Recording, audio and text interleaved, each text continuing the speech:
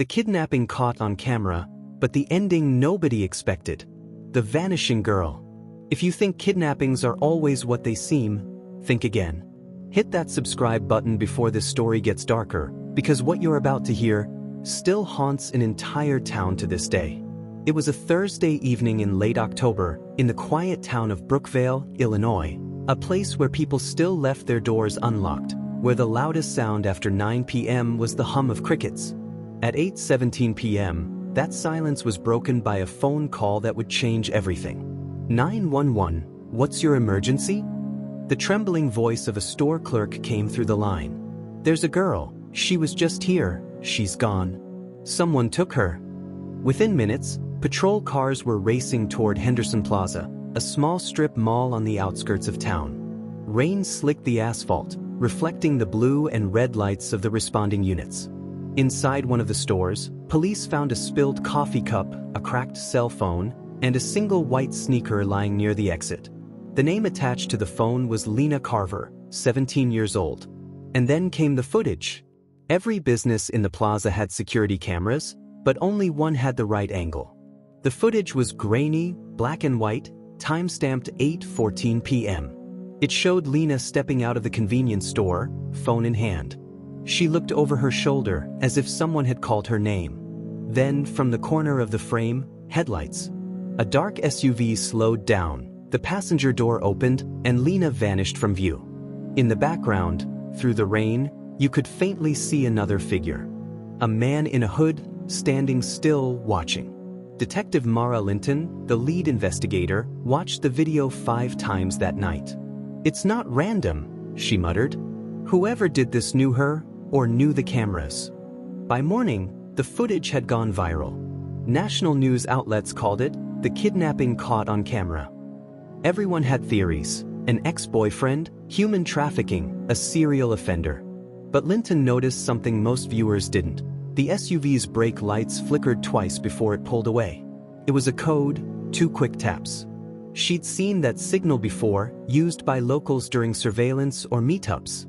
Someone was communicating. As police canvassed the area, Lena's mother, Joanne Carver, pleaded on live TV, "Please, whoever has her, bring her back. She's just a kid." Her voice cracked mid-sentence, and the image was replayed across every network for days. But then, a development came from an unexpected source, a teenager named Miles, one of Lena's classmates. He told detectives he'd received a Snapchat from her the night she vanished. It was just one word: finally. Linton's gut twisted. Finally what? She whispered. Digital forensics traced the message's origin to a Wi-Fi network outside of Brookvale, a motel known for weekly rentals and no security cameras. Detectives swarmed the location, breaking into room 9 at dawn. Inside, the bed was unmade, a towel still damp in the bathroom. But there was something else, a small dash cam, duct-taped under the window. The card inside contained an hour of footage, shaky, handheld, but clear enough. It showed Lena, sitting on the motel bed, hands folded. She didn't look afraid. She looked determined. Someone off camera asked her, "Are you ready?" She nodded. The screen went black for 10 seconds, then flickered back. Now it was that same dark SUV. The camera followed as Lena opened the door, stepped outside into the rain, and got inside the vehicle willingly. Linton's team froze the frame, searching the side mirror for a reflection. There it was, a faint glimpse of a driver's face. The shock rippled through the precinct. She wasn't kidnapped, one officer said. She left on her own. But Linton wasn't convinced. "No," she said quietly. "Not without a reason." Hours later, the motel owner turned in something he'd found behind the desk, an envelope sealed with red tape labeled, "To the police." Inside was a flash drive and a note written in messy block letters. "You're looking in the wrong direction. Check your cameras again." They did. And what they found sent chills down everyone's spine. On the store's external CCTV, just seconds before Lena disappeared, a reflection appeared in the glass door. The hooded figure who had been watching wasn't watching her at all. He was watching the camera. His head tilted, and for a brief moment his face came into full view. It was Detective Linton's former partner, Evan Dorsey, A man who had left the force 2 years earlier under mysterious circumstances. As Linton stared at the still image, her phone buzzed with an unknown number. A text appeared. "You weren't supposed to find that." Her blood ran cold. She looked back at the monitor and realized the footage she was viewing wasn't live from the precinct system. It was being streamed from an outside source. Someone was watching her. And then the screen flickered and a live video feed appeared. Lena was in it, sitting in a dark room, looking straight into the camera. "Detective Linton," she said softly, "stop looking for me." The feed cut out. The message in the dark. Detective Mara Linton barely slept that night. The glow of the paused live stream still burned in her mind. Lena Carver, alive, whispering her name.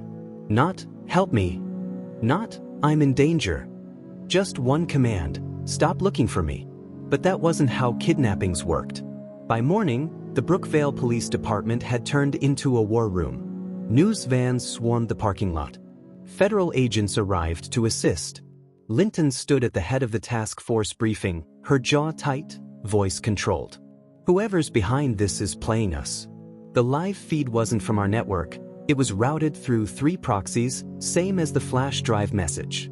But someone inside the system gave them access. "An inside leak?" her captain asked. Linton didn't answer. She didn't have to. Everyone knew the name she was thinking, Evan Dorsey. Her former partner had vanished 2 years ago after being accused of tampering with evidence in a human trafficking case. He was brilliant, obsessive, and unpredictable. And the reflection in that CCTV footage? The slight tilt of the head, the way he looked directly at the lens, it was him. It had to be. But there was one thing wrong with that theory. Dorsey was officially dead. He'd been pronounced missing, presumed drowned, after his car went off a bridge during a pursuit in 2021. They never found the body, but his badge and service pistol were recovered downstream. Linton stared at her laptop, rewatching Lena's face frame by frame. The room around her was dark except for the blue light of the screen. Lena's eyes, wide, frightened, but not panicked. She was speaking carefully, like she knew someone else was listening. At timestamp 012, a faint shadow crossed behind her. A figure, tall, deliberate. For a second, a small red light blinked on the wall. "Pause," she whispered. The tech beside her froze the frame. There, behind Lena's shoulder, a camera. Mounted high, pointed directly at her. Someone was recording the live stream. Linton straightened. This wasn't a message. It was a warning. Hours later, a breakthrough came. The video signal that streamed Lena's face had bounced through a single satellite relay in upstate New York. The source of origin?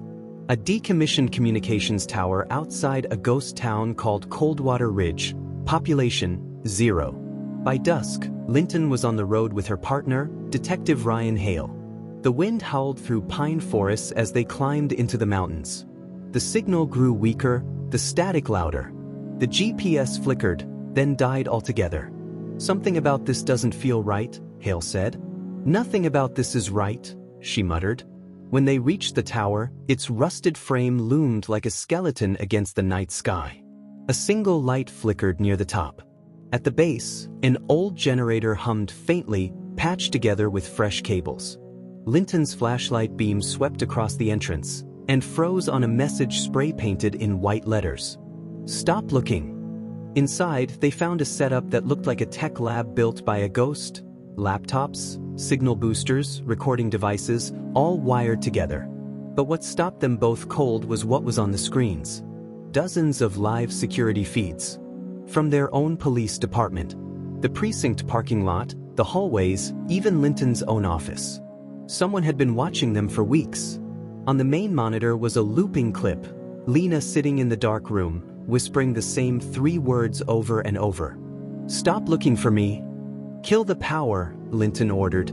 Hale unplugged the generator, and the screens flickered black, except one. The center monitor stayed on, powered by an internal battery. Static hissed for several seconds. Then a voice. Distorted, low male. "You're too late, Mara." Her blood turned to ice. "Dorsey?" she said aloud. The static cracked again, then steadied. "You should have listened," the voice said. She's not the one who needs saving. Linton's flashlight shook slightly in her hand. What are you talking about? But the feed cut to a different camera angle, a live shot from inside her own apartment. The living room, dimly lit. Her coffee mug still on the table. And there, sitting on her couch, was Lena. Only it wasn't live. The timestamp showed 2 days earlier. Lena was calm, scrolling through her phone. She looked comfortable, like she belonged there. Like she was waiting for something. The final frame before the video ended showed her turning toward the camera and smiling. Linton's pulse raced. She's been to my home. That's when Hale found something else. A small sealed envelope taped under the console. Inside was a photograph, creased and faded. It showed Dorsey and Linton years ago, standing beside their first solved case. Someone had circled Dorsey's face in red ink and written beneath it, "He's not who you think." They drove back through the storm in silence. By the time they returned to the precinct, another call came in. A jogger on the river trail had found something tangled in the reeds, a phone wrapped in plastic. Linton held her breath as the forensic tech opened the file inside. It was another video. Lena again. But this time she wasn't calm. Her voice trembled as she whispered into the lens. "He's lying to you. He's not dead. And he's not working alone." The video ended with static, then a flash of coordinates. Coldwater Ridge, but deeper into the woods. Linton looked up at Hale. "Gear up? We're going back." Because whatever was waiting at those coordinates wasn't just about Lena anymore. It was about the past. The truth behind the camera. The woods around Coldwater Ridge were a different kind of silent that night. Not peaceful, but watching. Detective Mara Linton and Ryan Hale trudged through mud and mist, guided only by the weak beam of a flashlight and the faint ping from the GPS coordinates found in the last video. The signal led them off the main trail, toward an abandoned industrial site, an old paper mill that had shut down over a decade ago. The gate was twisted, the metal cold beneath their gloves. A weather-beaten sign still hung crooked on the fence. Property of Dorsey Industries. Linton's chest tightened. Evan Dorsey's father. They stepped inside. The air smelled of rust and rain. Inside the mill, faint flickers of light came from somewhere deep within, rhythmic, steady, like a heartbeat. Every sound echoed, the drip of water, the creak of metal, the crunch of gravel beneath their boots. Then, something buzzed. Hale froze, scanning the darkness. "You hear that?" Linton nodded. "Cameras." As they moved deeper, dozens of security cameras blinked red from the rafters, all pointed inward, toward the center of the main floor. And in the middle of it all stood a single metal chair. A laptop sat open on a table beside it, its screen glowing blue. On it, a live feed. Linton leaned closer. It was her own face, captured from one of the cameras above. And then, from behind them, a voice. Calmed, low, familiar. "You were always the smart one, Mara." They spun around. Evan Dorsey stepped out from the shadows. His hair was longer, streaked with gray, his face thinner, but unmistakable. He was alive. "Don't," Linton warned, drawing her gun. "Hands where I can see them." But Dorsey didn't move. He only smiled. "Still following orders, huh? You always were predictable." "What did you do to Lena?" He tilted his head, almost sympathetic. "You think she's the victim?" Hale stepped forward, weapon raised. "Where is she, Dorsey?" Dorsey laughed softly. "She's not here. She never was. She's smarter than both of you." "What the hell are you talking about?" He pointed to the cameras above. "Look around, Mara. What do you see?" "Surveillance. Obsession. A crime scene." He shook his head. "No. Evidence. Of you." Linton's pulse spiked. "Of me?" Dorsey turned the laptop toward them. The video began to play automatically, footage from inside Linton's own apartment. The same one she'd seen before. Only this time, there was more. Lena wasn't alone. She was sitting across from Linton, talking to her, laughing. Linton felt her stomach drop. "That's not." "It's you," Dorsey said. "From 2 months ago." The date stamp in the corner didn't lie. Lena came to you before she disappeared. You helped her fake it. You said it was for protection, remember? You were helping me close what you couldn't finish. No, Linton whispered. That's not possible. But it was. Memories began clawing their way back. Faint, broken flashes, late-night calls, Lena crying about being followed, Linton promising to keep her safe. A meeting in her apartment. A plan that was never supposed to go public. You don't remember, do you? Dorsey asked softly. You were part of it. The sting operation. Until they buried it.